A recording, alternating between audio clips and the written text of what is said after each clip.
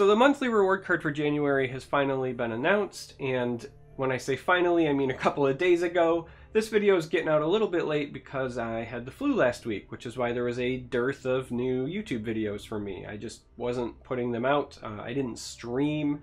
Other than the podcast, I basically didn't leave my bed. So we're talking about it a little bit late, but I really am intrigued by this card, so I wanted to make sure that I covered it. As you can see on the screen, this is Pack Leader. It's a 4-cost willpower creature. It's a 4/4. It says Pilfer. Create a young wolf. It's a 1/1 wolf. And it also says other friendly wolves get +1/+1. So essentially this is a 4-cost 4/4 that when it connects with Pilfer will create a 2/2 as long as this is on the board. Now I say as long as this is on the board because the minute that this dies, that wolf is going to go back to being a 1/1 unless it's got other buffs from like Divine Fervor or something. So this card is interesting. It immediately jumps out as potentially a fit in a token style deck because you want to be able to buff the little wolves up. You also want something like Divine Fervor to hopefully keep this wolf alive, to take it out of lightning bolt range, because right now at the 4-cost 4/4 slot it does die to lightning bolt.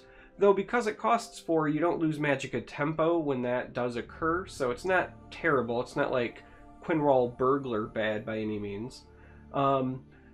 It's actually really interesting. I was comparing it a lot with a couple of friends of mine to Daring Cutpurse. Daring Cutpurse is a 2-cost 2/2 that grows by half of its stats when it pilfers. This is a 4-cost 4/4 that in theory grows by half of its stats when it pilfers, meaning it's a 4/4 and you get an extra 2/2 worth of stats on the board every time it connects.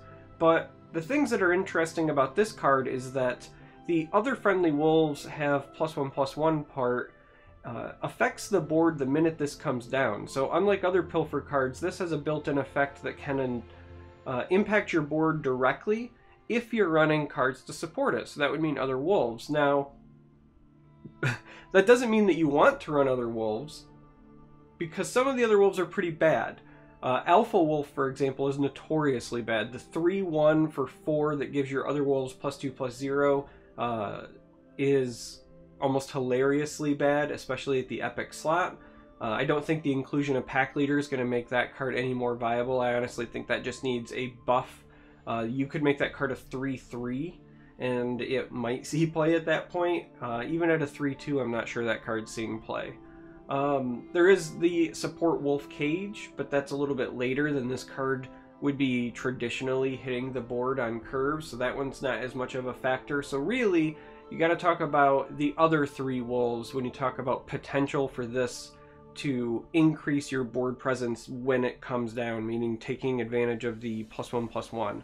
So the other 3 wolves all have the potential to enter play before Pack Leader would come down on curve. So there's Pack Wolf, that is the 3-cost 2/2 that also creates the 1/1 young wolf in the opposite lane. So this is just your general like 3/3 worth of stats. Get some bonuses if you're on token synergy, but this also has the potential to be like a budget Pit Lion in that you'll get a 5/5 worth of stats if you follow Pack Wolf up with a Pack Leader, because the 2/2 will become a 3/3, the 1/1 becomes a 2/2, so while it's not all in one creature and it's split across 2 bodies, across 2 lanes as well, it is still 5/5 worth of stats when played in conjunction with Pack Leader.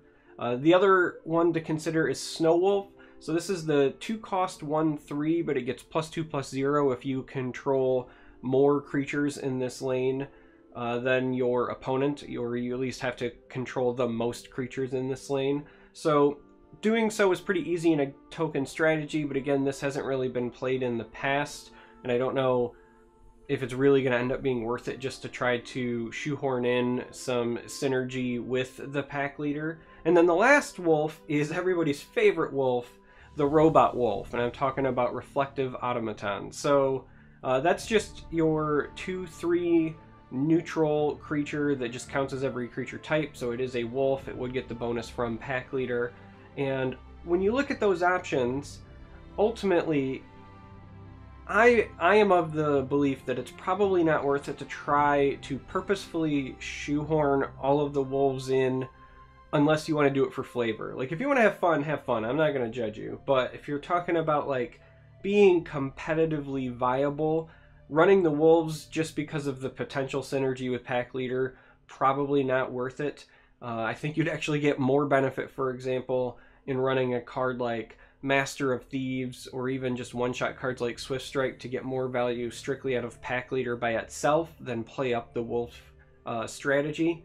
Now, that being said, there is the potential for like an overall animal deck where you might also run things like Eldergleam Matron and the Elder that gives animals +2/+2 when it comes into play. I know that Ian Bits, he's another streamer, great member of the community. He's been playing an Animal Monk pretty consistently well in Legend rank, mind you. Just because it's like mid-range monk stuff that happens to also have some other synergy, right? So if you want to throw it in something like that, then it's more likely to shine, in my opinion, than, again, just trying to go like straight wolf synergy. I also think it's worth pointing out that if you're going for just pure value in a constructed setting, this might not end up being your best choice, because it competes with some of the best 4-drops in the game that just also happen to be in willpower. Cloudrust Illusionist is very, very good. Hive Defender is very, very good.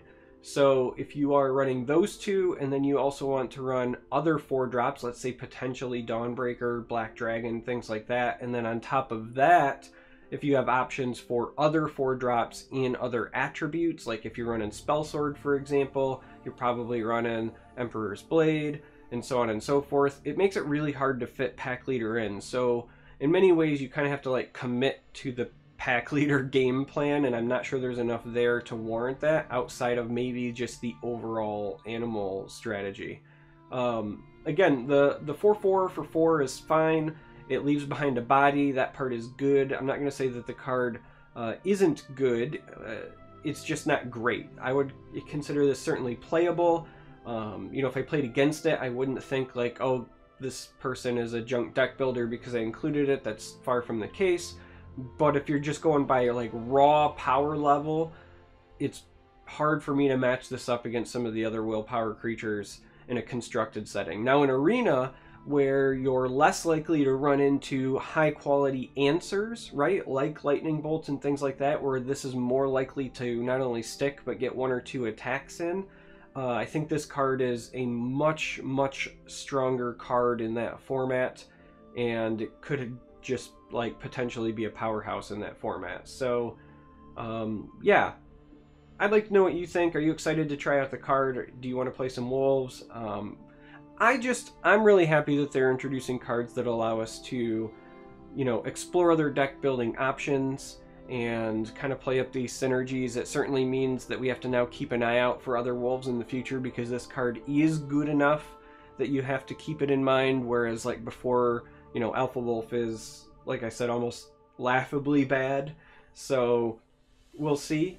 But yeah, I'd like to know, you know, do you plan on playing the card?